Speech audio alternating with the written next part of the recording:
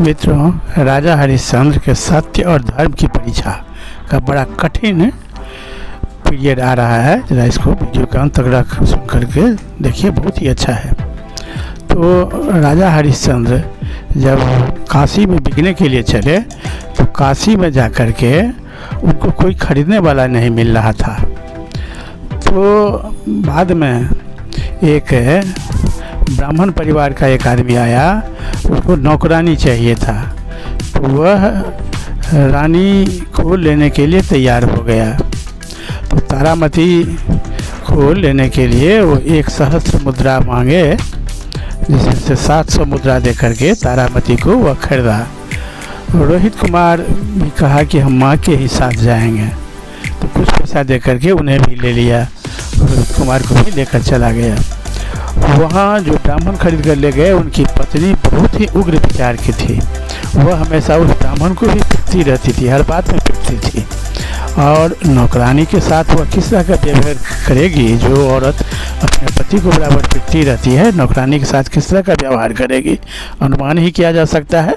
बहुत कष्ट दे रहा था, न खाने ठीक से दे रहा था, न आराम करने का कभी समय देता था, दिन रात उनसे काम करवाता था, ऊपर से डांट मारपीट। रोहित कुमार को भी बराबर मारती रहती थी, खाने के लिए भी नहीं दे रही थी। तारामती कभी कभी बासी खुशी जो बच जाता था, जूठा उठा, वह चुरा करके उसको खिलाती थी। तभी वो अगर देख लेती थी कहीं से तो मारपीट डांट फटकार बहुत ज़्यादा करती थी। बहुत कष्टमय ज़िंदगी से महारानी तारा वहाँ पर नौकरानी का काम कर रही थी, हमेशा रोती रहती थी, कोई उपाय नहीं था। राजरानी से नौकरानी बन गई और बहुत कष्टमय ज़िंदगी वहाँ पर बिता रही थी। एक दिन ऐसा हुआ कि विश्वामित्र को ये भी इतना से भी संतोष नहीं हुआ। विश्वामित्र एक दिन गए और नागराज को बुलाए। और रोहित कुमार जंगल में लकड़ी बीचने के लिए गए थे, तो नागराज को कहे कि तुम जाओ, उसको डांट करके नस करके काट करके मूर्छित कर दो। नागराज भी इसके लिए तैयार नहीं हो रहे थे कि इतना अधर्म का काम हम नहीं करेंगे। फिर भी विश्वामित्र उसको डरा करके कि अगर तुम नहीं जाओगे तो तुमको अभी मैं श्राप दे करके भस्म कर दूंगा।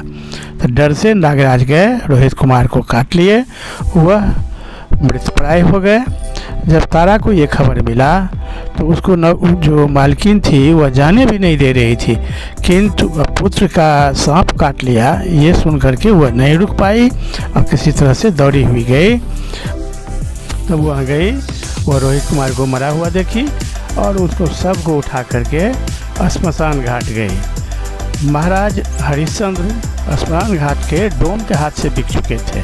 वह जो विश्वामित्र का बाकी मुद्रा था उतना दे करके वो डोम खरीद लिया था, डोम के हाथ से बिक गई थी।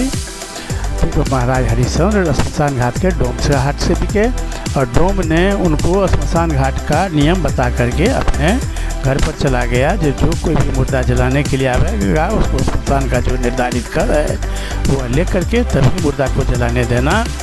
और ऊपर से उनका हरिश्चंद्र का भी खाने पीने का कुछ तय था, वे भी ले लेना है। तो दोनों ले करके ही मुर्दा को कोई जला सकता था।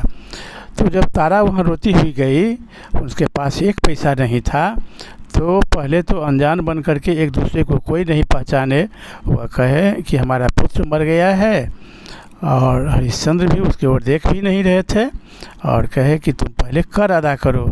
इनके पास कुछ थी नहीं, 1 पैसा भी नहीं था। तो हरिश्चंद्र कहे कि हम नियम को नहीं तोड़ सकते हैं, जो हमारा कर है वह चावल और थोड़ा सा बस वह हम तुम्हें माफ़ कर देंगे, कि जो डोमराज का कर है श्मशान घाट का वह तुम्हें देना ही होगा। अगर तुम्हारे पास नहीं है तो कहीं से भिक्षा मांग करके लो।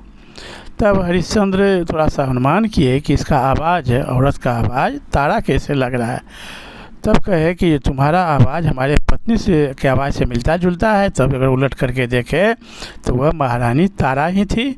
उनको देख करके हरिश्चंद्र बहुत भाव विभोर हो गए और कहे कि कोई उपाय तो है नहीं, तुमको कर्ज के लिए भिक्षा मांग करके लाना ही है। तो वह भिक्षा मांगने के लिए गई और भिक्षा मांग करके श्मशान घाट का कर का पैसा ले आई। और उसके बाद लाश जलाने के लिए हरिश्चंद्र तैयार हुए। उसके बाद की घटना सुनने के लिए वीडियो के अगली कड़ी का प्रतीक्षा करें। बहुत बहुत धन्यवाद। जय श्री राम।